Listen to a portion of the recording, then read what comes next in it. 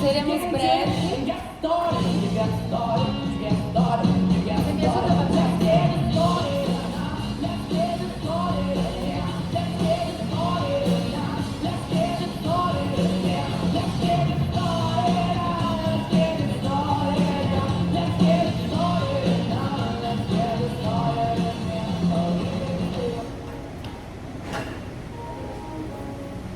Bom dia a cada um de vocês. Obrigada pela presença, chefe Rodrigo, Jair, Wagner, Vitória, também a Ana, que também está ali, Lucas, Sidney, nosso diretor de compras, Gabriel, responsável pelo marketing e portfólio, Lucas, responsável pelos stories, pelo conteúdo do dia a dia, e também tem trazido muitos clientes para casa. Daiane, ela é a responsável do Gente Gestão, que cuida de todos os colaboradores, a organização, o organograma. Duda, meu braço direito, esquerdo. Aaron, nosso comercial, que tem enviado orçamentos com agilidade e que já iniciamos o nosso plano desde ontem. E o Manuel, que está aqui nos atendendo, sempre faz um trabalho espetacular. Vamos iniciar. Alguns de vocês devem ter percebido que o nome do nosso grupo, por favor, sentem aqui no sofazinho ou mais perto para a gente. Eu vou ser breve, vai ser uma apresentação breve. Eu acho que bem diferente do que a expectativa de vocês. Eu quero saber qual que é a expectativa de vocês em uma frase. Eu já vou passar perguntando para cada um de vocês. É uma apresentação breve que começa com um questionamento assim, olha, por que será que a Giovana mudou o nome do grupo de marketing para gestão e produtividade? Por que será que a Giovana colocou a foto de um sniper americano na capa desta apresentação? Por que será que a Giovana colocou o Sidney, a Daiane e o Wagner e todas essas outras pessoas que não pertenciam ao grupo de marketing e hoje fazem parte? Então, todas essas perguntas devem estar aí na cabeça de vocês, mas antes de nós iniciarmos, antes de ir direto ao ponto, eu gostaria de fazer um exercício que os snipers americanos fazem antes de cumprir uma missão. Estão dispostos? Vocês vão fechar os olhos, sentar com as duas pernas no chão e respirar. É isso que eles fazem, eles respiram, eles oxigenam o cérebro para conseguir acertar com precisão o alvo. Mas não é uma respiração simples, ela se chama uma respiração quadrada. Que eu aprendi com meu ex-namorado, que é das Forças Especiais da Polícia Federal. Então ele me ensinou isso e eu achei incrível, e desde então diariamente, antes de vir para cá, eu pratico, às vezes o carro mais rápido, mas eu sempre pratico, que é uma respiração de 4 tempos. Nós vamos inspirar em 4 tempos, eu vou direcionando vocês, trancar o ar por 4 segundos, depois soltar o ar por 4 segundos e ficar sem ar por 4 segundos. É assim. 1, 2, 3 e respirando. Trancou o ar. Solta o ar. Fica sem ar. 4 vezes.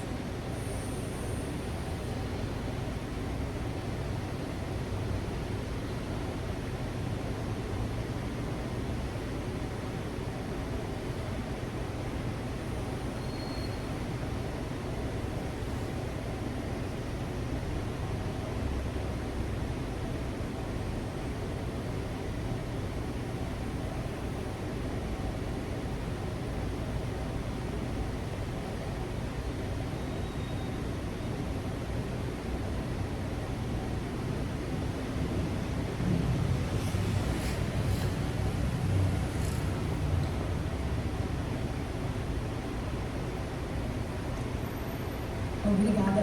Então, quantas coisas nós fazemos na nossa rotina sem pensar no que nós estamos fazendo, sem respirar, sem refletir. Então, isso faz, o fato da gente simplesmente parar por poucos segundos faz com que a consiga executar nossas atividades com muito mais precisão.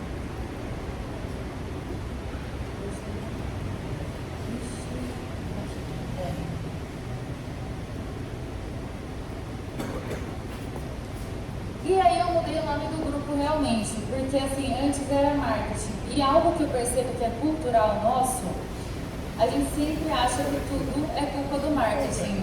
Não é, Gabriel? Gabriel agora sorriu.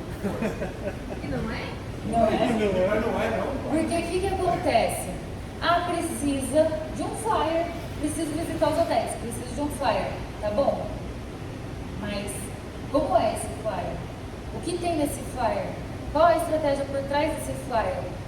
O que a pessoa que vai ver esse flyer vai enxergar como benefício, né? Para ela entregar esse flyer para alguém, porque o flyer ele não é um presente que cada um, não é uma nota de $10 que todo mundo vai passar na recepção e vai pegar essa nota de $10. O flyer é um convite para você gastar seu dinheiro. Então, assim, qual que é a estratégia por trás do marketing, sabe? E qual é a estratégia por trás de cada coisa que nós fazemos?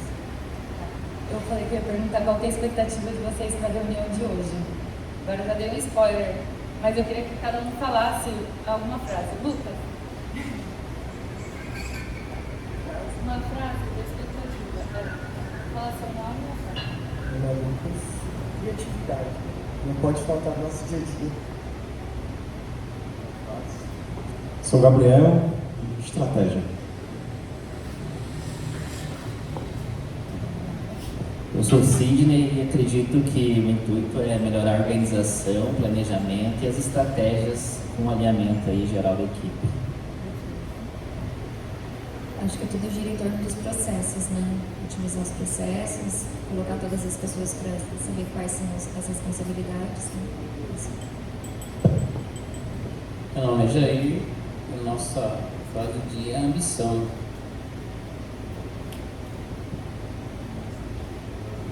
Meu nome é Wagner e aqui será planejamento e previsão. Rodrigo, acho que planejamento e previsão também. Meu nome é Aaron, relacionamento.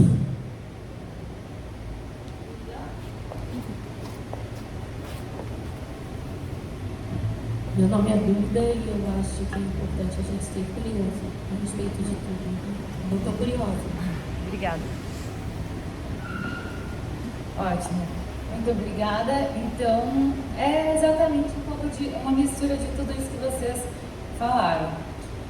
Então, o marketing, ele é a ponta do iceberg, como eu mencionei agora há pouco, que para ter um flyer para divulgar os hotéis, nós precisamos desenvolver um programa de parcerias com a hospitalidade, para trazer também o benefício para a pessoa que vai receber o nosso flyer, ela não simplesmente pegar aquele flyer e deixar no balcão, mas que ela sinta desejo e necessidade de entregar esse flyer, porque ela também será beneficiada.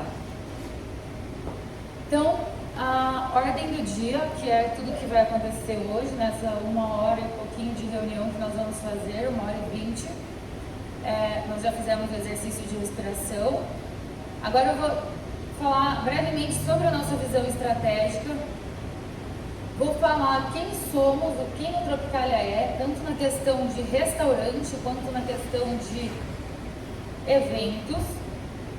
Depois nós vamos fazer uma introdução aos conceitos, trazendo um paralelo com a minha vida pessoal, para que vocês possam entender de uma maneira mais precisa por que eu, Giovana, coloco algumas estratégias, faço algumas exigências e às vezes posso até parecer chata e sem coerência, mas o que me motivou a fazer essa palestra desse jeito para vocês, essa conversa, foi justamente uma conversa que eu e o Aaron e a Duda tivemos ontem, onde eles me questionaram por que eu acho que eles precisam bater de porta em porta na nossa vizinhança, desde loja de material de construção, loja de calcinha, loja de restaurante, todas as lojas, porque eles me questionaram por que eu acho isso, e aí eu trouxe essa história, um pouco da minha história para contar para vocês o que eu fiz, deu certo e assim desenvolvi isso. Depois vamos fazer um último exercício bem tranquilo, que é, vocês já podem até ir pensando, que nós vamos falar eu vou pedir para cada um de vocês identificar uma força, uma fraqueza, uma oportunidade e uma ameaça aqui do Tropicália, para que a partir disso eu consiga fazer uma lista de tarefas que a gente precisa fazer e junto com a Márcia, com a Márcia, com o Sidney e com cada um de vocês, a gente consiga listar quais são as prioridades imediatas para a gente realizar, para realmente conseguir fazer com que o Tropicália ultrapasse o ponto de equilíbrio e passe a ter lucro. E aí depois vamos falar sobre os próximos passos e o obrigado. Então, a visão estratégica do Tropicália visão. Visão é onde nós queremos chegar. Então, assim, onde nós estamos, todo mundo já sabe, mas onde nós queremos chegar daqui a 5 anos. Qual é o melhor cenário? Nós queremos estar realizando eventos aqui no Tropicália para nossa capacidade máxima. Que, por exemplo, eu identifico que para a nossa capacidade máxima permitida, né? Que é ali 200 pessoas nesse salão aqui. E a nossa missão, como nós vamos fazer isso, facilitando a jornada das pessoas que fazem seu evento aqui. Então, colaborando para que seja fácil de organizar um evento. E aí, sobre os valores, nós temos o valor de sustentabilidade, que é primeiro sustentabilidade da empresa, depois ecológica. Claro que a ecológica é muito importante, mas a gente não tem como, na condição que a empresa está hoje, de tirar tudo que é plástico e falar assim, não, agora eu vou ser sustentável, porque primeiro a gente precisa ser sustentável financeiramente. Hospitalidade da equipe e dos nossos clientes, confiança, ou seja, ter informações que nos façam acreditar e confiar em tudo que nós estamos fazendo, e autenticidade, sempre ousar um pouquinho. Aí eu trago essa questão de quem somos para a parte de... A gente tem 2 operações aqui dentro, por isso que é tão desafiador, né? Nós não somos só um espaço de eventos como é o Quinta das Marias, eles só fazem eventos. Nós temos uma operação rodando diariamente e concentramos esforços para ter gente aqui todos os dias. Então, nós temos os eventos dos clientes e os nossos eventos. Então, para cada pessoa, assim como na vida de vocês, quando vocês vão conversar com um fornecedor, vocês se apresentam de uma maneira, certo ou errado? E quando vocês vão conversar com uma pessoa da família, vocês vão se apresentar de uma outra maneira, né? Então, essa é a mesma coisa aqui no Tropicália. Então, assim, essa diferenciação. E aí eu trago para vocês eu trouxe algumas palavras com significados que eu acho bastante importante a gente olhar para isso, como por exemplo, gestão, que significa carregar, conduzir, administrar e realizar. E o mais interessante disso é que gestão tem a mesma origem de gestação, ou seja, carregar algo até que esse algo desabroche, esse algo cresça sozinho. E por que a primeira palavra do nosso grupo é gestão? Porque nós precisamos olhar para cada núcleo, cada liderança precisa olhar para aquilo que se tem de responsabilidade e colocar muita energia até que esse negócio ele cresça. Que é assim, por exemplo, o capitão, ele já está numa fase adulta, ele já tem 25 anos, ele já vai sozinho. Mas o Tropicália, ele tem 2 anos. Então o que ele está? Ele está engatinhando, né? Então uma criança que está engatinhando ainda, eu coloco ela na aula de inglês, na aula de espanhol, na aula disso, e ela não tem... E ela precisa... Vai chegar uma hora que ela vai entrar no fluxo, mas por enquanto ela só está engatinhando. E aí eu trouxe algumas palavras e fazendo uma reflexão junto com a minha trajetória pessoal. Eu me lembro de uma decisão muito difícil que eu precisei fazer, na época eu achei difícil, que era escolher a faculdade que eu ia fazer. Acho que todo mundo já deve ter passado por isso, um momento onde você precisa decidir o seu futuro. O que eu vou fazer? Qual vai ser meu primeiro trabalho? Eu vou trabalhar num restaurante? Eu vou trabalhar num cinema? Eu vou trabalhar num shopping? Eu vou ser advogado? Então, definir qual que é o que você vai fazer para o resto da vida é muito importante, né? Muito significativo. E na época, eu não sabia o que eram as relações públicas. E até hoje muitas pessoas têm essa dúvida, né, do que faz uma relações públicas. Não está funcionando aqui a tela, né? Eu queria colocar a internet melhor, gente, aqui para... Oi? Um segundinho.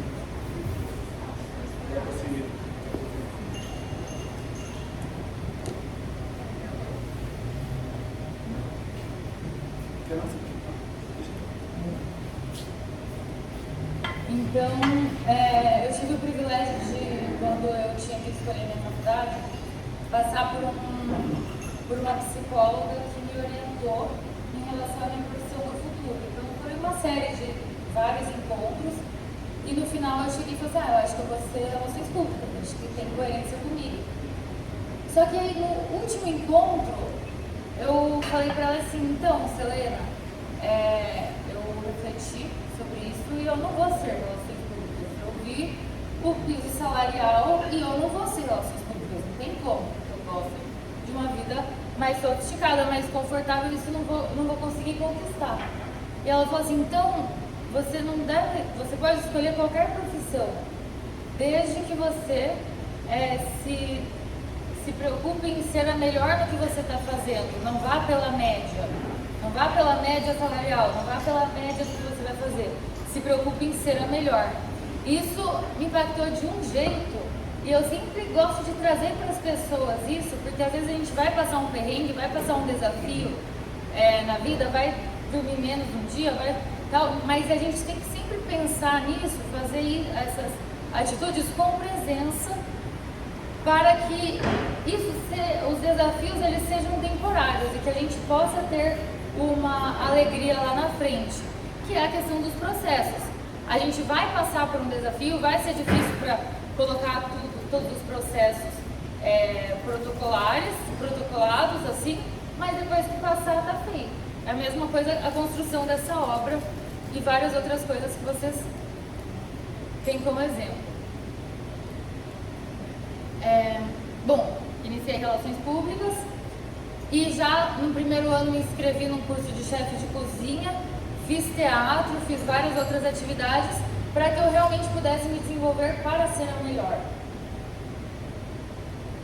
E depois, em 2018, 2019, eu tive uma segunda decisão muito difícil que eu precisava tomar. Eu estudei para fazer uma prova e ganhei uma bolsa de estudos para viver em qualquer lugar do mundo que eu pudesse escolher. Então, eu tinha que escolher o país que eu ia escolher, o país que eu iria morar. E por que isso seria importante? Porque o país que eu ia morar ia determinar as relações que eu teria, as pessoas que eu conheceria, as empresas que eu visitaria, os colegas, os relacionamentos que eu teria. E nessa época eu li esses dois livros. Um se chama Outlier, se chama Fora de Série, e o outro Maestria. E ambos falam sobre você praticar algum assunto na sua vida por 10 anos, e aí assim você se torna mestre. E foi muito impactante para mim ler esses livros, porque quem já leu esses livros? Quem já ouviu falar disso? Ouviu falar dessa teoria? Não? Mas, por exemplo, você consegue perceber que depois de muitos anos praticando a cozinha, você não precisa mais medir o sal, você sabe quanto que é as gramas de sal que você precisa. Então, a questão dos dois livros é que isso começa a se tornar mais intuitivo à medida que você tem muita experiência num segmento, né, Wagner? Às vezes você tem um problema no som e você nunca passou por isso, mas você sabe qual fio que você tem que mexer, certo? E assim como cada uma das nossas profissões. Tá. Então essa foi a segunda decisão mais difícil. Gil, por que as fotos estão exploradas? Então é justamente isso que eu estou tentando resolver. Era a internet ali. Duda, você fica aqui para passar para mim, por favor? Agora eu vou mostrar as fotos para vocês. Aqui. Aquilo ali é não DC, aqueles quadradinhos, né? Qual? Parece um DC, é não DC. Não, esse é em Curitiba. Eu fiz faculdade lá, estudei lá e é no Centro Europeu. Mas ele parece ter bem uns 15 anos. Aqui? É nessa foto aí. Eu tinha. Não me lembro quanto eu tinha. Deixa eu ver o ano, acho que eu coloquei aí embaixo. Tira o zoom. Tira o zoom, por favor. 2016. Bom, pode. Foi 2015, na verdade. Pode subir. E aí, então eu li esses dois livros das 10.000 horas e pensei assim, bom, eu já tinha passado uma temporada nos Estados Unidos, eu entendi o jeito super de comercial deles, de venda de tudo, sabe? E eu falei assim, bom, tipo, é legal, mas não é muito a minha praia. Eu gostaria mesmo de ir morar em algum lugar que eu pudesse ter bastante mobilidade, que eu pudesse viajar.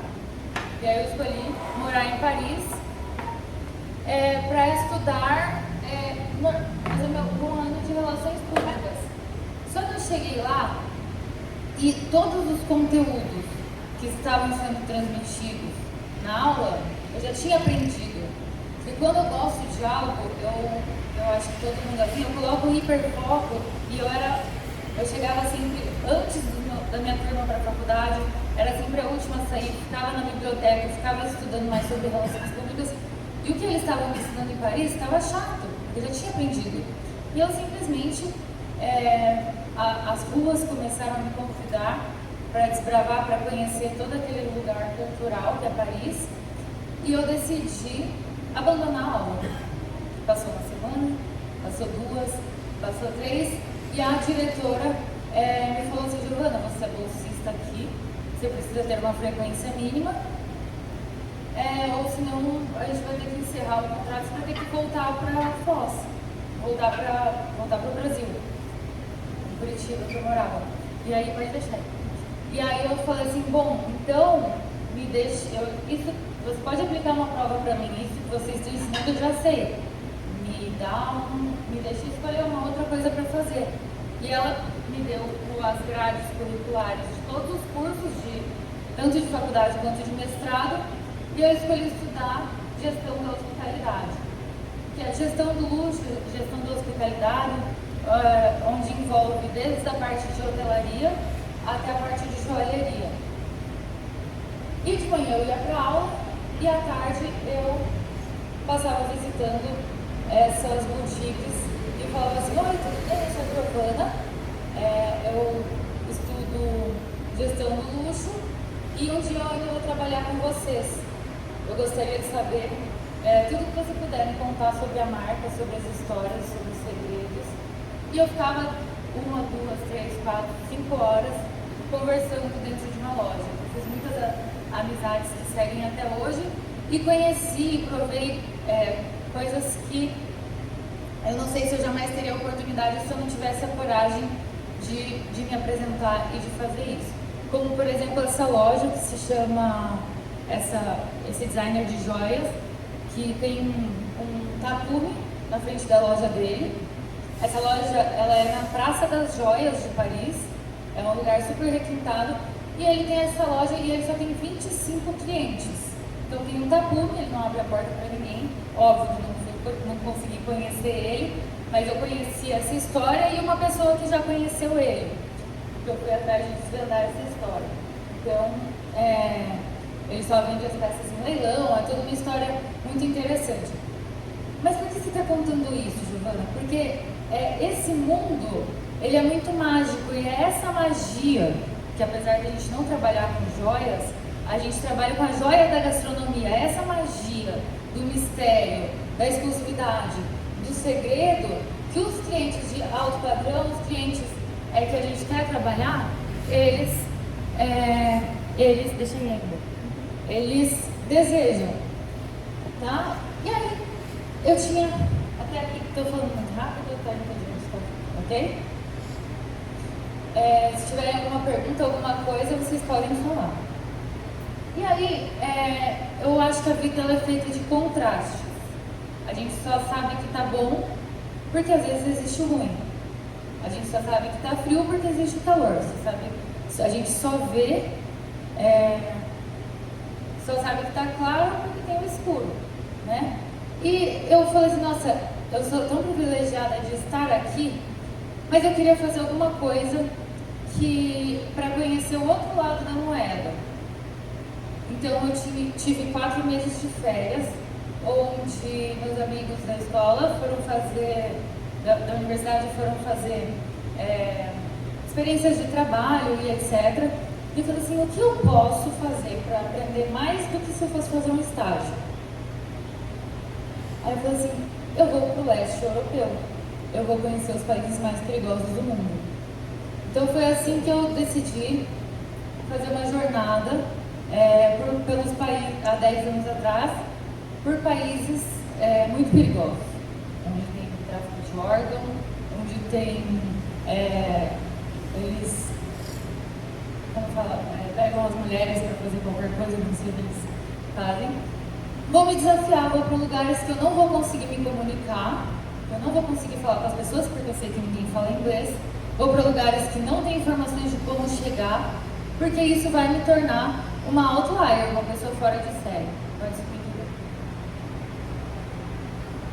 Não satisfeita, primeiro eu pedi para minha mãe, né? Mãe, posso ir? Então, decidi fazer uma viagem para a Albânia e vou conhecer os países mais perigosos do mundo. Ela falou assim, não, você não vai. Aí, agora eu acho que deu. Não, você não vai. Aí eu falei, tá bom, então eu vou primeiro para a Suíça, eu vou para Liechtenstein, eu vou para não sei onde. E aí eu fui levando, fui indo, até que eu cheguei na Croácia, onde eu fiquei 15 dias, tudo bem. E aí ela falou assim, nossa, você está muito perto da Albânia. Aí para onde esse canto da Croácia, você está muito perto da Albânia. Eu falei assim, é lá mesmo que eu vou, é meu próximo destino. Ela falou assim, não, você não vai. Eu falei, vou, eu tenho 500 euros. Ou seja, o que eu conseguiria fazer com 500 euros em relação à hospedagem, alimentação, transporte e etc. Não muita coisa. Então, foi assim que eu conheci a plataforma Couchsurfing. Alguém já ouviu falar? Já? Já ficou? Legal. Eu participei do Couchsurfing e fiz Couchsurfing mais de 20 vezes. Então, assim, e o que isso significa? Couchsurfing é você se hospedar de graça na casa das pessoas. Aí vocês vão falar assim, nossa, mas por que ela está falando isso? A gente trabalha num restaurante, a gente está falando sobre planejamento e tudo. Porque para eu pedir um couch request, para eu pedir para me hospedar na casa das pessoas, eu precisava analisar o perfil, primeiro fazer o meu perfil. Às vezes eu peço para vocês, me passa a sua bio. Né? Então primeiro eu preciso fazer meu perfil.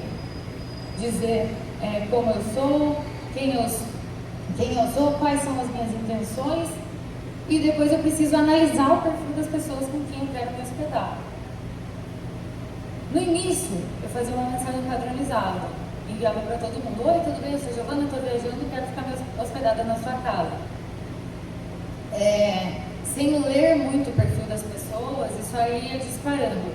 Foi assim que eu quase me envolvi numa enrascada na Albânia, mas por Deus a minha mãe foi para lá para passar esse período comigo e me salvou. Outro dia eu conto para vocês essa história. E aí, depois dessa enrascada, eu aprendi que eu precisava analisar melhor o perfil das pessoas e dar mais detalhes no meu perfil. Mesmo tendo tido esse problema na Albânia, eu não parei e continuei fazendo e aprimorando essa questão de desenvolver o perfil e analisar. Eu acho que essa foi a primeira planilha que eu fiz na minha vida. Você vê que é uma planilha bem básica, mas que me ajudou a desenvolver essa habilidade. Não satisfeita, como eu tinha 500 euros, eu precisava pedir carona, porque eu não podia gastar dinheiro à toa, sendo que eu tinha mais uma jornada pela frente. Eu queria, por mais que a minha mãe tivesse ido para lá, eu quis continuar essa viagem como inicialmente ela se originou. Aí tem muito mais história, mas eu já pulo diretamente para essa parte de... isso foi em 2016. Bom, aí eu finalizei a faculdade, fiz um projeto de conclusão de curso sobre micro-influenciadores, que eu já vou trazer mais detalhes para vocês. E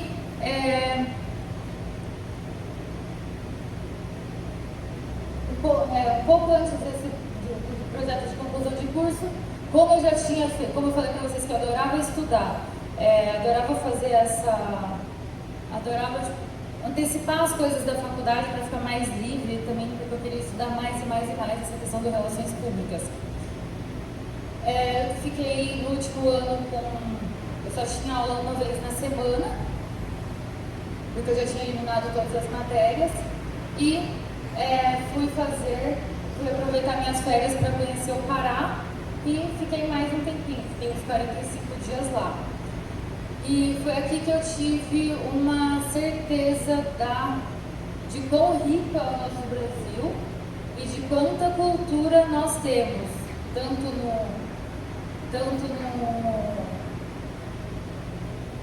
de quanta cultura nós temos, tanto na parte de gastronomia, quanto na parte de músicas, de danças, de rituais. E para quem acha que essa viagem foi um pouquinho mais normal do que as outras que eu contei, eu viajei de barco, esses barcos corredários, por 3 dias, de Belém do Pará até Santarém, onde eu percebi que eu preciso navegar a favor do fluxo do rio e não contra. Porque essa viagem, que era para ter levado apenas 2 dias, levou 3, porque eu escolhi navegar contra o fluxo natural da água. E aí lá, como mencionei, eu fiz algumas experiências de ficar hospedada em uma comunidade alternativa, onde não tinha, no meu quarto não tinha janela, não tinha porta, eu tomava banho no meio da floresta, e é claro que eu participei de alguns rituais culturais indígenas que eu não me arrependo, foram de muitos aprendizados. Gente, vamos tomar um café? E aí eu já volto? Vamos dar uma pausa de 10 minutinhos?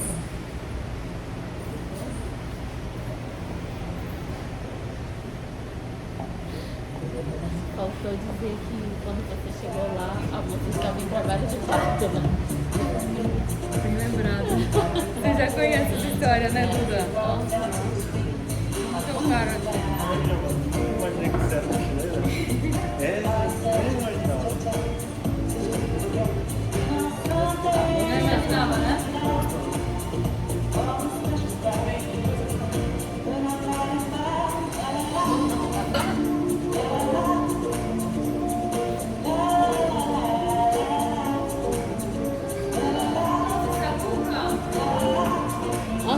É de ricota.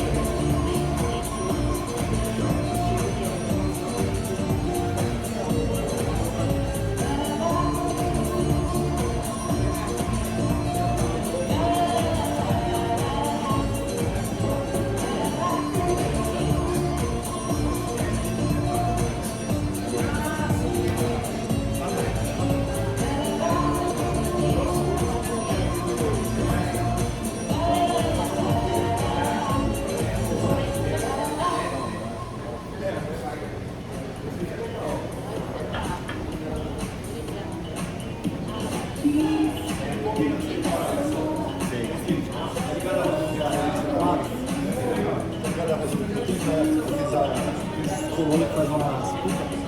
Tem umas cucas lá, negão. Sai quente, tipo, ó, uma fila daqui no capitão pra comer esse cara dessa cuca. 8 horas da manhã, velho. Eu comprei lá. É boa, né? Tem um pão de linguiça também. É, comprei linguiça, eu comprei lá. É 8 Sai reais. do forno, né? Direto, assim, né? O dia inteiro ligado. 8 reais, até hoje. Muito legal lá.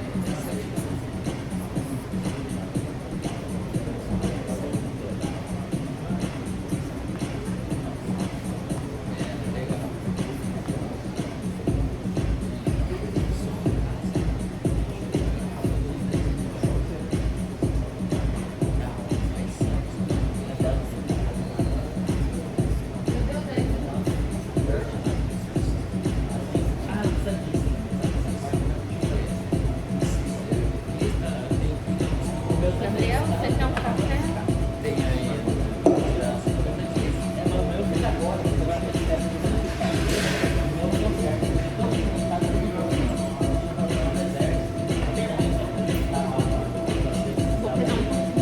Vamos começar em alguns minutinhos.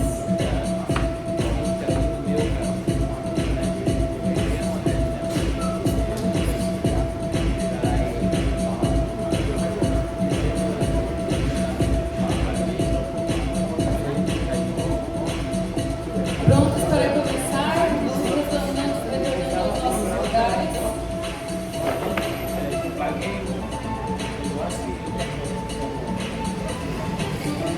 Chegamos lá, apresentamos lá, mas ela tem um protocolo pra gente, né? E daí cheguei lá, O que é que você me lembrou, Duda? Do parto na aldeia. Ah, sim. Gente, a Duda ajudou a me lembrar. Tem dois momentos bem marcantes dessa história no Pará. Primeiro que essa comunidade alternativa não existia uma placa assim, venha, fique aqui hospedado. Eu conheci uma pessoa no barco que falou assim, olha, você está indo para lá, tem um lugar que eu acho que você vai gostar, mas ele é bem diferente, assim. Aí eu falei, como que é? Daí ele falou assim, ele me contou como que era e falou onde que era, porque não tinha no Google Maps, não tinha a localização disso. E eu cheguei lá, entrei, acho que deve ser aqui. Aí, quando eu cheguei e tinha uma pessoa no chão, catando formiga, eu falei assim, acho que é aqui. Eles estavam catando formiga para fazer uma farofa, que estava deliciosa, diga-se de passagem, sim, claro. E aí, aí no segundo dia, eu achando que já estava bastante estranho, tinha uma pessoa que, o evento do dia era que tinha uma pessoa que que ia parir na mata, sem hospital. Então ela pariu ao ar livre lá naquela comunidade. Enfim. O mais legal de tudo é que tudo isso eu documentei, porque eu estava numa época. Duda quer falar alguma coisa? Eu quero. Quando eu conheci a Giovana, teve um dia que ela me chamou lá na casa dela. Aí ela falou assim, eu vou te mostrar uns negócios. Aí ela me mostrou, a gente sentou no sofá. Eu conheci a menina do Instagram. Eu falei, vou te mostrar um negócio aqui. Aí ela me mostrou os vídeos. Esses vídeos do YouTube não estavam listados. Aí ela gravou tudo de como era lá. Eu saí da casa dela assim, meu Deus, quem é essa pessoa? Eu morei no Pará, mas eu nunca fui numa comunidade assim. Obrigada, Meio Duda. chocante. Obrigada pela contribuição. A Duda é uma das poucas pessoas que teve acesso a esses conteúdos. Nem eu mesma não assisto esses conteúdos, então, meu Deus, eu sou doida, hein? Bom, então, nessa época, aí você trouxe um ponto interessante, porque nessa época, relações públicas, comunicação social e somado a essa já intenção minha de gravar conteúdos, de trabalhar com a minha conclusão de curso nesse nicho que eu sempre acreditei, assim, que pessoas que às vezes não são grandes influenciadores globais, e etc., que eles têm um poder de persuasão muito maior do que uma pessoa que ela tem milhões de seguidores. Isso porque eu sempre vi meus pais influenciando a rotina muito das pessoas, gente querendo que eles provem, gente dando presente para eles, gente querendo a presença deles, etc. E isso não só dos meus pais, mas já dos meus avós, essa questão de ditar tendências, né, de criar tendências. E aí nessa época do Pará, eu gravava tudo, né? Gravava tudo para um dia vai que eu coloco no YouTube, porque eu já tinha um canal que se chamava Zero Clichês, onde eu filmava todos os lugares que eu viajava. Bom, aí eu voltei. Peraí, vou parar. Opa. Cadê o negócio do micro-influenciador? Sumiu. Bom, e estranho, tava ali antes, não tava? Tava.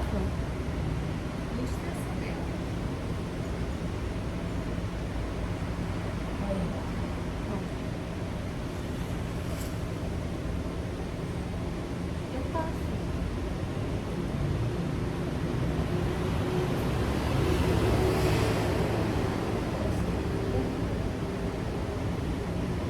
E aí, como eu falei pra vocês, eu tava nessa fase com só uma aula uma vez por semana. E coincidiu de eu estar um dia no aeroporto. Tinha um seguidor, assim como a Duda, que ele sempre me mandava mensagem. E aí ele falou assim, Giovana, eu trabalho no aeroporto e eu tô sempre de shorts, mesmo no inverno. Eu falei, tá, beleza. Peguei essa informação, curti ali. Só que ele, todo dia ele me mandava mensagem. Aí, um dia de inverno, eu no aeroporto percebi que tinha uma pessoa de shorts. Daí eu falei assim, Marcelo, deixa eu tirar uma foto contigo, você é meu primeiro seguidor, meu primeiro fã. Aí, porque ele falava que ele era meu fã e tal. Aí eu fui lá, tirei uma foto com ele, postei no Instagram. Aí dias passaram, e ele falou assim, Giovana, você é muito mais legal do que minha ex-esposa. Eu vou tirar ela de cônjuge da Azul, porque eu trabalho na Azul, não sei se você sabe onde eu trabalho na Azul. E vou te colocar como cônjuge, porque daí você vai ter um benefício que você vai viajar quase que de graça. Sério? Ele sim. Você vai pagar só R$ 24 para destinos nacionais e 100 e poucos para destinos internacionais. Somado à minha aula uma vez por semana, eu tive a oportunidade de viajar muito, por exemplo, quase todos os estados brasileiros. Por que eu trago essa história? Porque às vezes a importância de nós sermos genuínos com todas as pessoas, com todos os nossos clientes, porque às vezes aquele cliente não vai ser o mais lucrativo, mas às vezes a gente vai impactar tanto na vida dessa pessoa e ela vai fazer bem para nós de alguma maneira, assim, as coisas sempre giram e acontecem, então eu jamais imaginei que eu poderia ter isso só de eu cumprimentar ele. E aí, como eu gosto de um desafio, eu tinha que escolher minha tese de conclusão de curso, qual seria o tema que eu iria trabalhar. Quem aqui já fez TCC sabe que precisa ler muito, precisa estudar muito, ir na biblioteca. Eu falei para a professora assim, professora, eu quero fazer um tema que não existe livros. Porque eu quero ter um desafio maior, quero fazer uma descoberta maior. E aí eu falei, eu quero estudar sobre influenciador digital. Mas eu quero, na verdade, estudar sobre micro-influenciador, que é aquilo que eu vi meus pais fazendo de maneira orgânica, de maneira offline. É isso que eu quero estudar. Eu aproveitei os benefícios das passagens que o Marcelo havia me dado e fui fazer essa tese de conclusão de curso nos Estados Unidos. Então eu ia lá para pesquisar, onde eu participei da VidCon e de algumas outras conferências que me trouxeram bastante conteúdo. Depois disso, eu ingressei no Bona, onde eu tive a sorte de trabalhar com o Jair. Por 3 anos, eu fui gerente de cliente, então o Jair cuidava da parte da operação e eu da parte dos clientes. Foi um processo bastante parecido com o que está sendo realizado aqui agora. Também estávamos já com o Rodrigo na equipe, o Agenor também, o Sidney, só a Day entrou depois dessa minha fase, né? A Duda também participou. Que também nós estávamos implantando processos, só que lá é muito mais prático, porque é um restaurante, inicialmente só restaurante, então a gente teve a tranquilidade de implantar o restaurante, que assim, é um cardápio de entrada principal, e acho que sobremesa era junto na época, uma carta de drinks, e os eventos era só um acessório do restaurante, mas a gente não enxergava como um canal diferente do restaurante como a gente enxerga aqui. Então,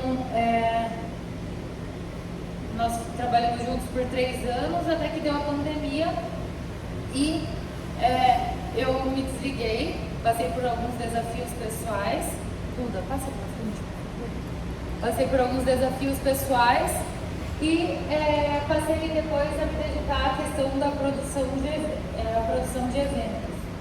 Então, organizei algumas viagens para empresários que queriam conhecer Foz do Iguaçu, como esse caso aqui, que veio com empresários do Brasil e América Latina. Pode passar, para um fim de semana no Belmont, no Hotel das Cataratas.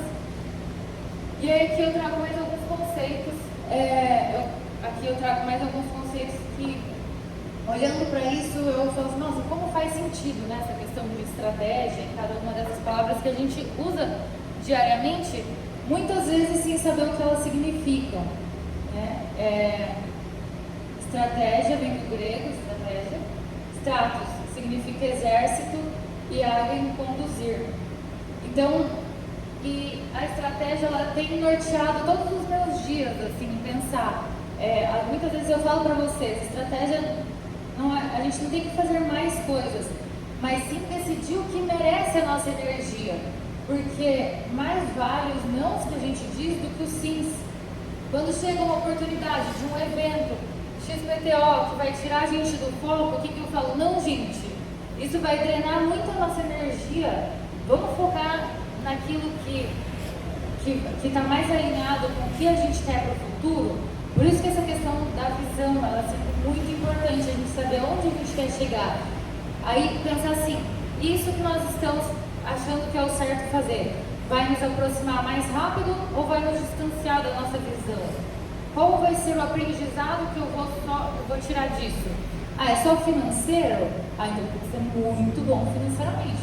Porque senão eu vou desviar meu foco, eu vou perder 2, 3, 4 dias do meu time todo para desenvolver um evento, para participar de um evento onde eu vou ganhar R$2.000, sabendo que a minha meta do final a minha meta é 650 mil, então assim, é melhor eu focar naquilo, manter o foco na estratégia para poder desenvolver, afiar o machado para depois, na hora que for cortar com mais precisão.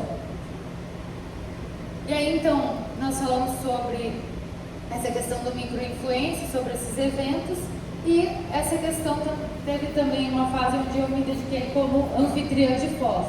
Então, depois de criar conteúdo, onde eu criava conteúdo para o mundo todo, querendo mostrar os lugares exóticos, eu passei a me identificar como RP em Foz. Eu tinha acabado de voltar. E depois eu percebi que, gente, na verdade eu não sou RP em Foz. E lembra que eu falei que RP é tão difícil de falar, de explicar o que faz?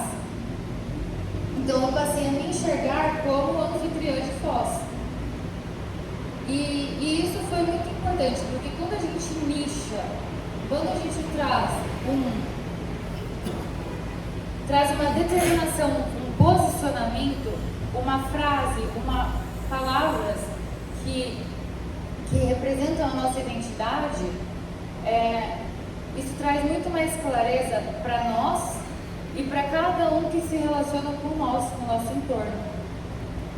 Por isso que quando nós estamos desenvolvendo as estratégias de cardápio, estratégias de marca, eu sempre falo assim, gente, vamos fazer qual que é a lista dos ingredientes tropicais, o que a gente vai colocar de visual que vai nos aproximar da nossa identidade. Por isso que essa questão da definição da identidade ela é tão importante para que as pessoas criem uma imagem disso em você e passem a reconhecer como tal. No restaurante passem a reconhecer como tal. Outra palavrinha é a questão de processo. Para frente, ceder, andar, caminhar para frente. Então, por que já vamos trazer essa questão dos processos? Porque uma vez que as coisas já estão calmas demais, aí a gente não precisa mais eu costumo não colocar mais atenção nisso, porque já está organizado. O mais difícil é a gente colocar os processos, desenvolver os processos. E aí depois, para executar, se eles têm uma regra, um manual, já pode passar para a próxima etapa, já venceu essa fase, a não ser que você goste, que as pessoas gostem de ficar executando a mesma coisa, mas para mim faz sentido realizar algo, descobrir algo, desvendar algo, desenvolver processos e ir para frente. Então, a parte de criação de conteúdo já estava muito natural para mim, eu já tinha aprendido a fazer roteiro, gravar, editar e tal. Isso é algo muito importante sobre a Isabel, que ela sempre falava assim, você só pode contratar alguém na sua empresa de vídeos, de YouTube, quando você aprender a fazer aquela função. Se você ainda não aprendeu, você não está pronta para contratar, porque senão como que você vai solicitar que seja feito algo? Então, depois que eu aprendi a captar a imagem sozinha, a cuidar do microfone, a cortar o vídeo, a postar no YouTube, a desenvolver legenda, a fazer roteiro, eu quis mudar de fase. Foi nesse momento que eu abri a Casa da Anfitriã, onde eu recebi mais de 500 pessoas ao longo de 2 anos que eu fiquei aberta. Todas as sextas eu abri a porta da minha casa para fazer um chá da tarde. Alguns de vocês já passaram por aqui.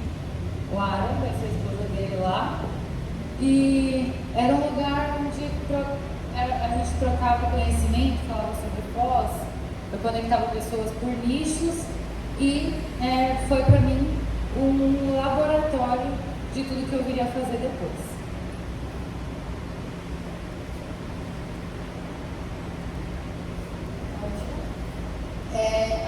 Quando eu encerrei a casa da anfitriã, foi em meados de julho, eu recebi um convite para ir para a despedida de solteira da minha amiga, lá em Trancoso. E aí, tranquilo, fui, um cenário maravilhoso, foi uma semana incrível para todas nós, mas depois, durante essa viagem, eu comecei a me questionar. Se eu não fosse filha da Isabel e do Ítio, se tudo acabasse, todas as empresas acabassem, soltasse uma bomba em Foz do Iguaçu, eu estava viajando, eu preciso recomeçar. O que eu faria? Se me tirassem tudo, se tudo que eu tenho pegasse fogo, eu conseguiria recomeçar por conta própria? Comecei a me questionar dessas coisas. Como seria o amanhã? E aí eu falei assim, bom, minhas amigas, estava todo mundo já pronto para voltar, e aí no último dia da viagem eu falei assim, eu não vou voltar, vou ficar aqui em Trancoso mais um tempo, vou ficar aqui na Bahia e vou procurar não utilizar dos meus recursos, vou utilizar só a minha reserva financeira, não vou utilizar os meus recursos financeiros, familiares, etc., para conseguir me fazer ali. E aí eu falei, bom, o que eu vou fazer, gente? Será que eu vou trabalhar no hotel? Será que eu vou trabalhar no restaurante? Eu falei assim, não, o que eu vou fazer que vai me levar para o próximo nível de conhecimento, de aprendizado, de desafios?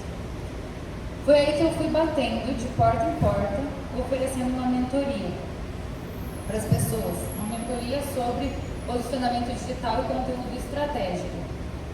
Foram muitas empresas que eu visitei. As empresas que eu queria atender, as que estavam naquele quadrado, o mais sofisticado de Trancoso. Quais foram as primeiras empresas que eu visitei? Qual? As menores. Aquele hotelzinho que eu sabia que eles não poderiam me contratar, porque eu queria vender por um preço mais elevado.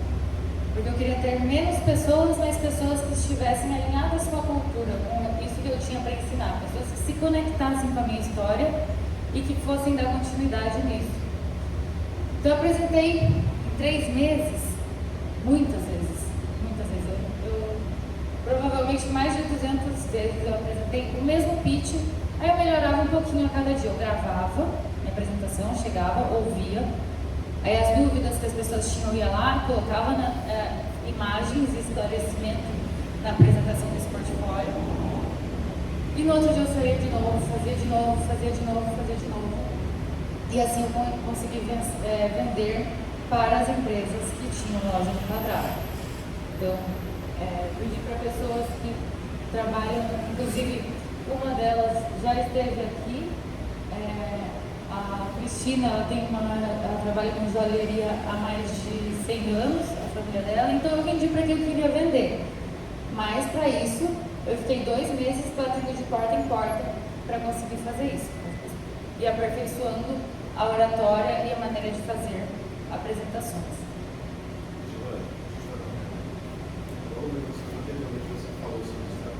Geralmente você falou sobre estratégia. Eu te pergunto, quando você pensou em fazer isso, em passar para o próximo nível, você também arquitetou toda a sua estratégia baseada nisso que você queria fazer? Ou simplesmente ela nasceu voluntariamente?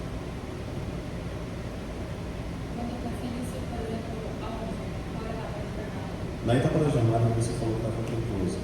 Você teve toda a sua ideia de montar esse período de vendas e desapegado que era seu, que era da sua família, e tentar do zero como se fosse uma pessoa sozinha. Então você sentou e tratou toda a sua estratégia para agir somente naquele quadrado. Você fez um planejamento de quanto você ia ganhar, de quanto você poderia arrecadar. Você fez tanto um planejamento estratégico de ação quanto financeiro. Boa pergunta. Eu fiz uma contenção de gastos inicialmente. Eu acho que eu tinha 20 mil reais no banco. Eu nunca fui de guardar dinheiro, de fazer economia. isso é algo que eu estou em evolução. Eu tinha 20 mil reais. Então, assim, e eu estava numa fase com meus pais que era assim, eles não queriam nem me ver pintada de ouro, porque imagina só você. Aí era uma fase que eu acho que ainda estava no Bona, né? Já eu pegava, ia viajar e não voltava. Aí eu fazia, acho que vocês devem lembrar dessas fases. Estava perdida, assim, tentando bastante me encontrar, mas também eu tinha uma certeza, que naquele momento eu tinha uma certeza que eu não queria trabalhar com os meus pais, mesmo sabendo que eu precisava dar duro comigo mesma para não ficar acomodada, porque um dia tudo isso iria cair sobre minha responsabilidade e eu precisava estar preparada. Então, não adiantava eu ir para Trancoso com esse valor, ficar 3 meses na praia, ou ir para outro lugar e não. Eu tinha clareza de que eu precisava fazer contenção de gastos, porque eu sabia que meus pais não iriam poder me ajudar a me mobilar. Eu precisava planejar com quem eu queria falar, que é o mesmo planejamento que eu fiz quando eu estava estudando em Paris, que eu falei um pouco antes, que é com quem eu precisava falar, com quem eu precisava me relacionar para a Giovana do futuro. Não sei se esclarecer. E ainda assim, passei essa fase querendo muito trabalhar com o IT com a Isabel. Depois eu já estava querendo, assim, mas eu passei 2 anos recebendo não. E aí eu fiquei procurando líderes da hospitalidade, artistas, talentos, etc., para conseguir desenvolver isso.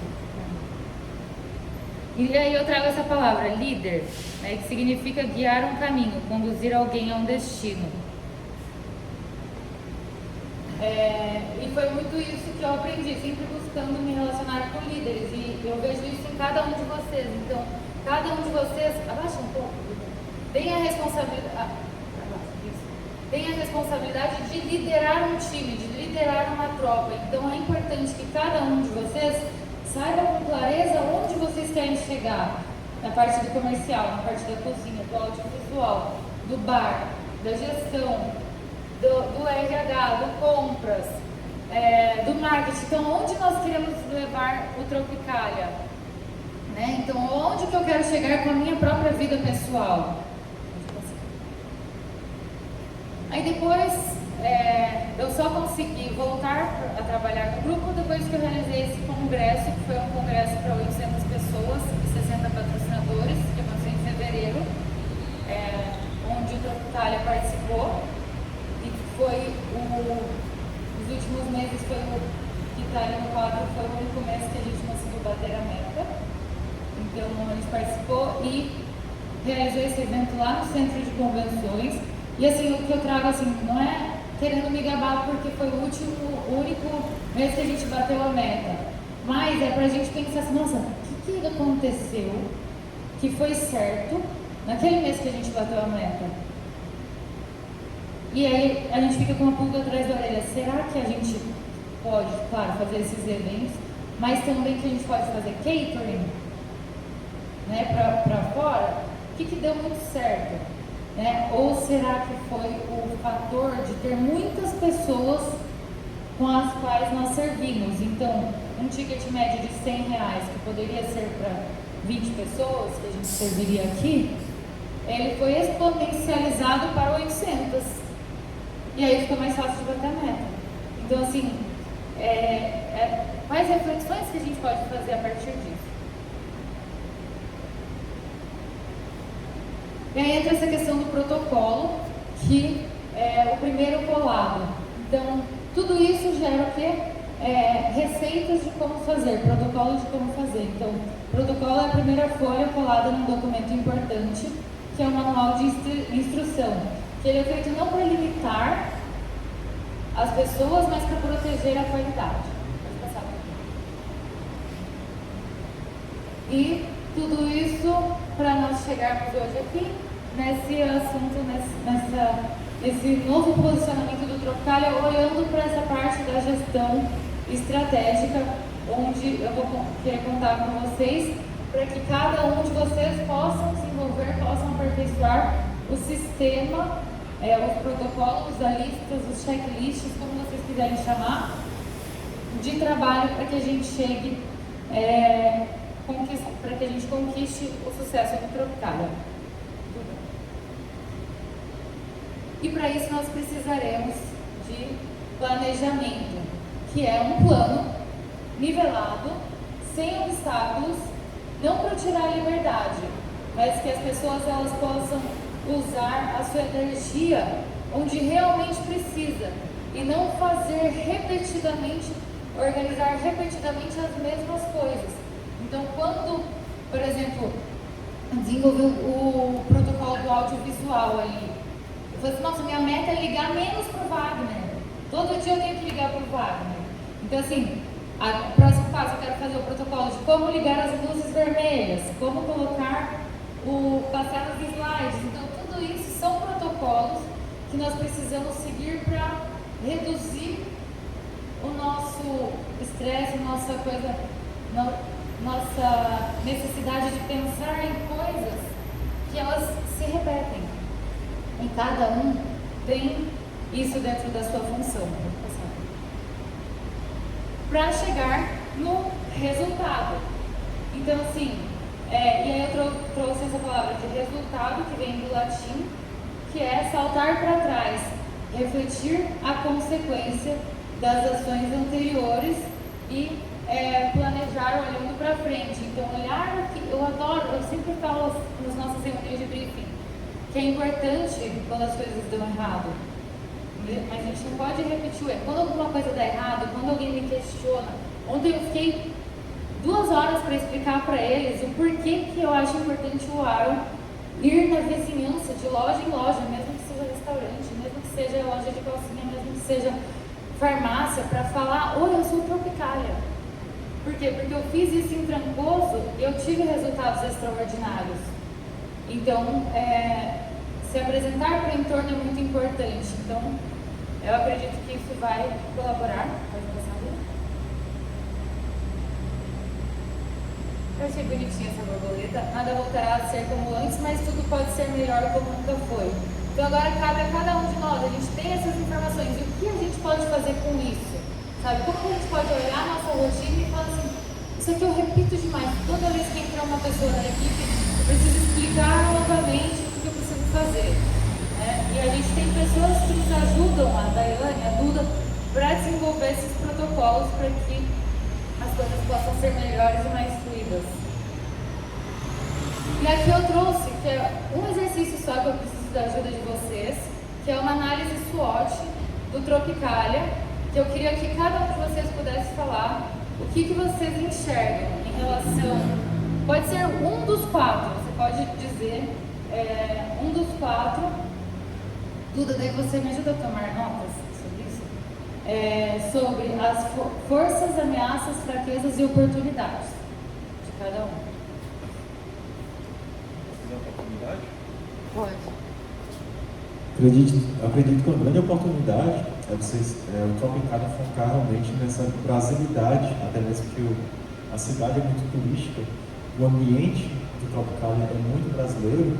E eu acho que seja uma grande oportunidade de ser como se fosse, não estou dizendo temático, mas o turista vê aqui como o local principal de comida brasileira de Foz do Iguaçu, Tropicália, se sentir justamente no Brasil, porque dá essa sensação de estar brasileiro aqui dentro. Obrigada. Próximo. Sidney. Pegando o gancho da ideia dele, eu também acredito muito que a gente tem essa grande oportunidade de fazer o Tropicália uma referência de algo que a gente não tem ainda.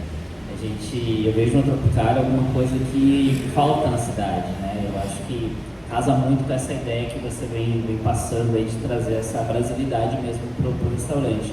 Até porque, pelo menos há 3 meses atrás, eu não conseguia dizer assim, pô, o Tropicália é um restaurante do quê? Hoje eu já começo a enxergar o Tropicália com um foco maior direcionado para essa culinária brasileira mesmo, digamos assim, essa energia brasileira. Eu acho que uma oportunidade grande está aí. Obrigada, Sidney. Tá bom, obrigada, Sidney. Vamos lá, gente. Tem forças, fraquezas e ameaças. Aqui eu coloquei algumas também. Forças, localização, espaço para eventos, estacionamento, equipe da cozinha, ambiente neutro para empresas.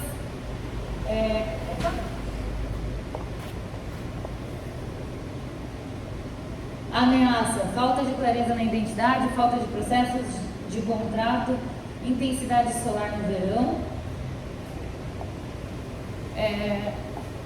Fraqueza, falta de clareza na identidade, falta de processos, a porta de acesso, a acústica dos ambientes, a falta de pontos instagramáveis. Oportunidade, resgate de identidade, parceria com as marcas, tendência wellness e aumento de permanência. Agenor. Bom, eu acredito, eu vou pegar 2 ganchos também ali, do Cid também. Eu acredito que tem muitas coisas citadas ali que o Tropicália já tem, mas é visível que a falta de clareza da identidade ela ainda é persistente. Então, o Tropicália ele tem sua apresentação. Pessoas que entram no Tropicália conseguem ter uma percepção de como a casa seria, mas ainda não vejo a casa entregando o que ela é. Ou seja, eu tenho uma percepção do que possa ser a casa, mas a casa ela não entrega a expectativa esperada ainda.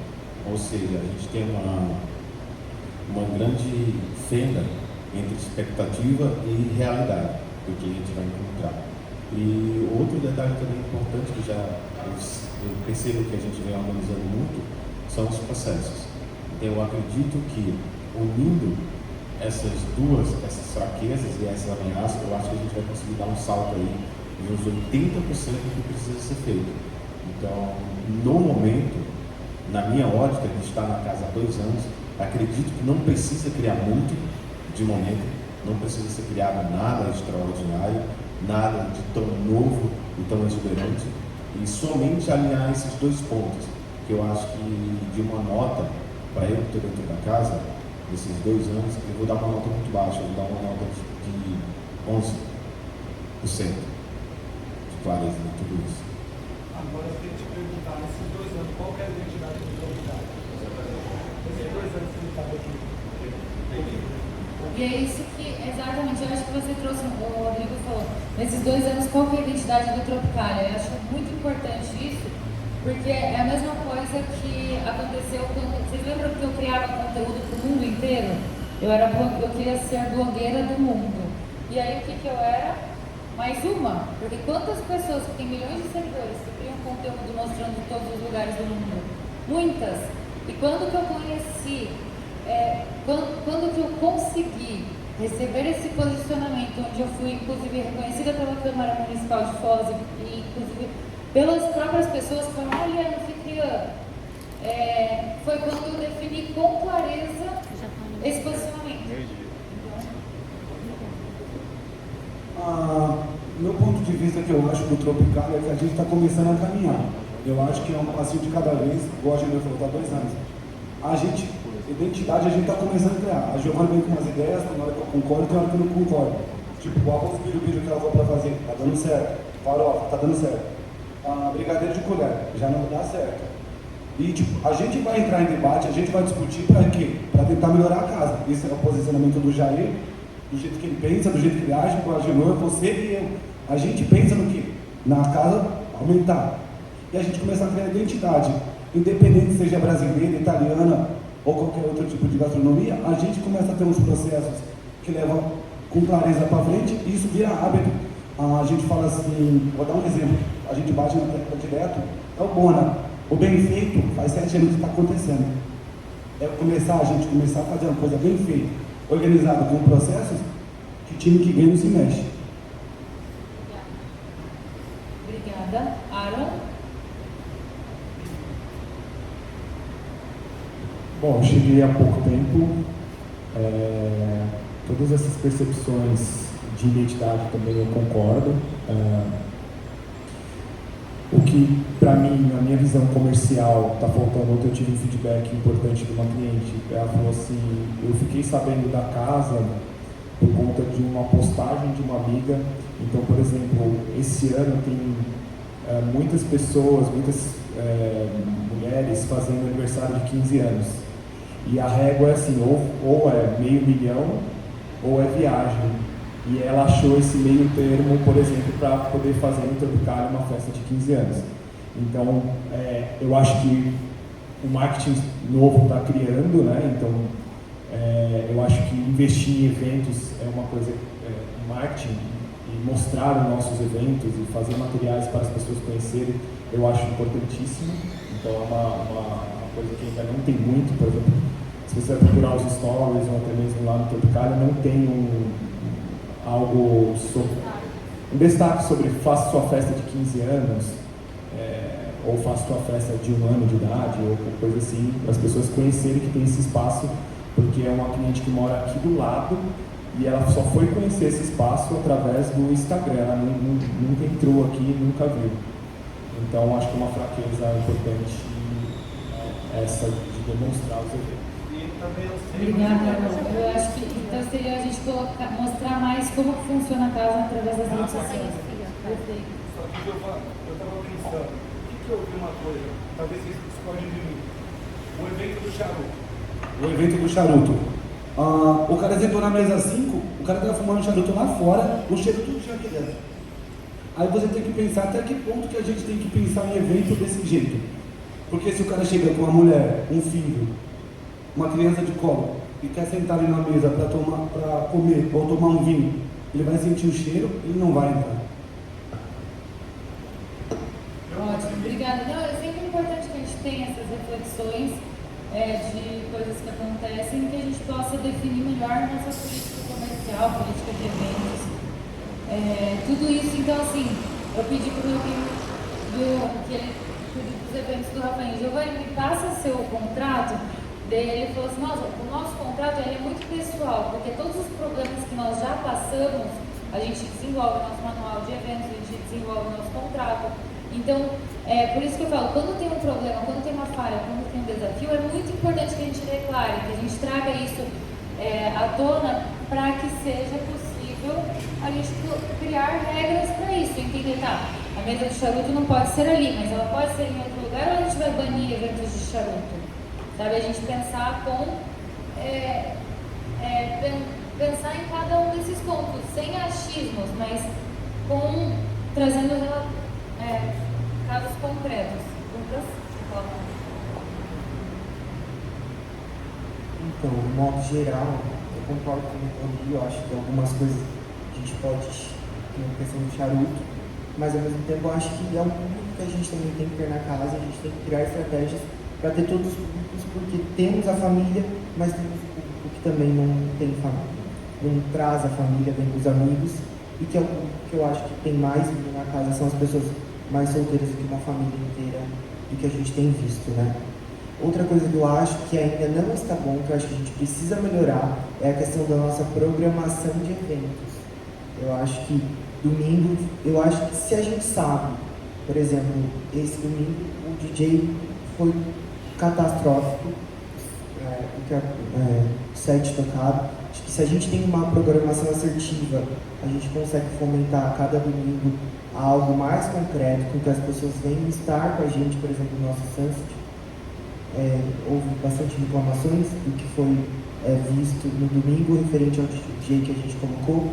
Eu acho que são os pontos mais importantes, porque a programação faz com que as pessoas fiquem na casa e faz com que haja um consumo maior. Outra coisa também que eu tenho notado é que a nossa programação ela vai muito cedo, então a gente começa a perder muitos clientes porque nossa programação vai até 22, mas se a gente fica aberta até meia-noite, por que não aumentar um pouco o cronograma de um cantor, de uma música, porque querendo ou não, a gente aumenta, sei que o cachê vai ser mais alto, mas ao mesmo tempo a gente vai ganhar na questão do consumo, não sei se vocês concordam.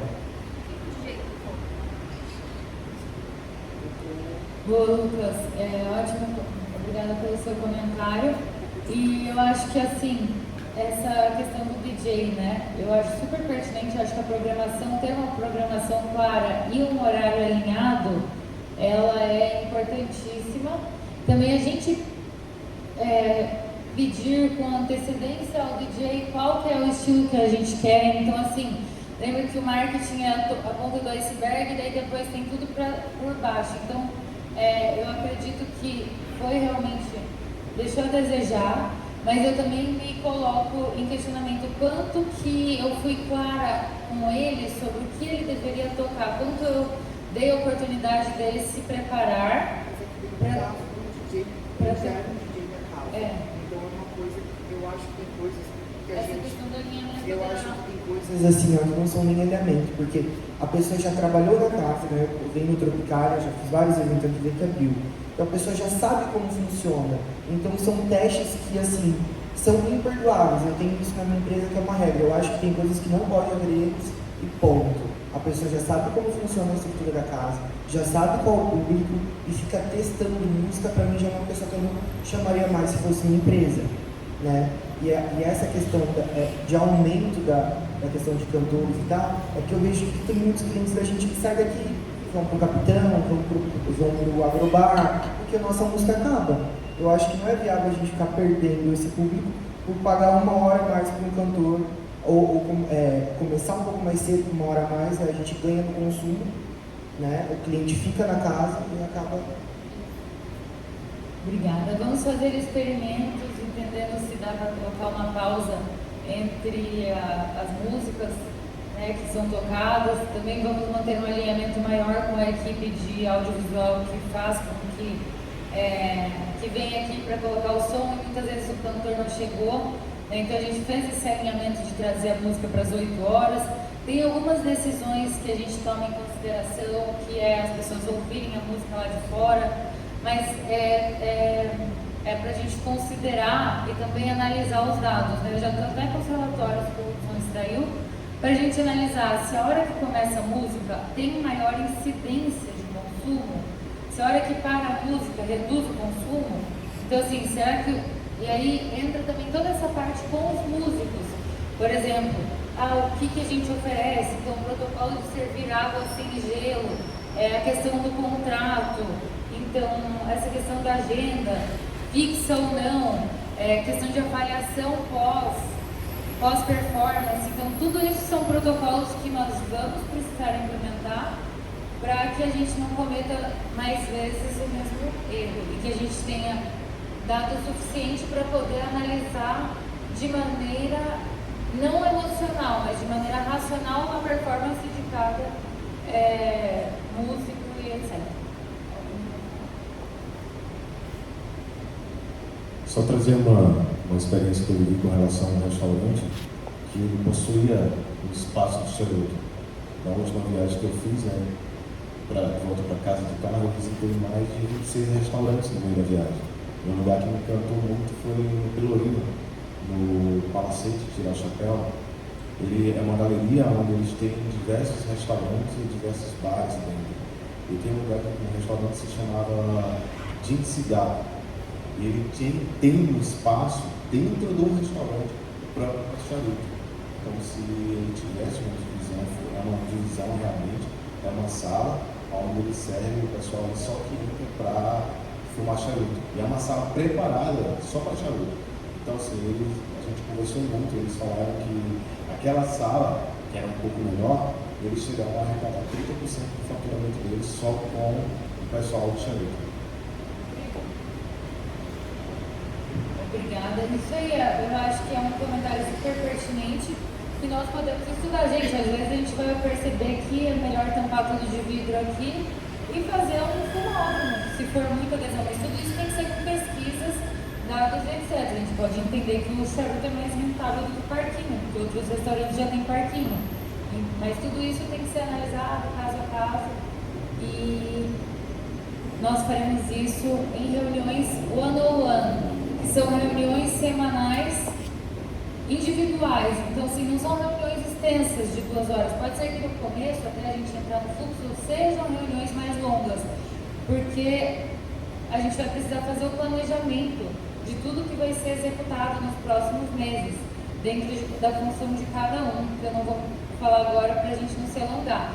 Mas eu quero que vocês façam uma reflexão a partir de hoje, que vocês reflitam, que vocês coloquem no papel, que vocês gravem áudio para vocês mesmos, das coisas que vocês fazem diariamente, dos problemas que vocês têm dentro da função de cada um de vocês, dos desafios, das perguntas que eles fazem, para que a gente possa ir com mais assertividade no planejamento, definindo o que é mais importante para cada um e o que vai trazer mais resultado para casa de uma maneira mais breve. Muito obrigada, bem-vindos ao primeiro dia da nossa próxima história.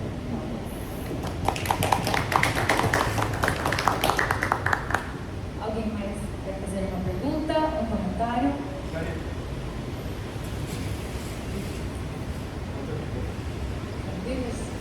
Obrigada.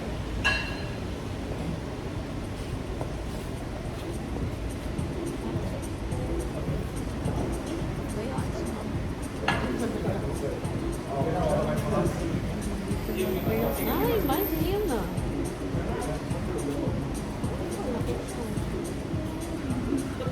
Falaram que só tinha até meio-dia, 1h30.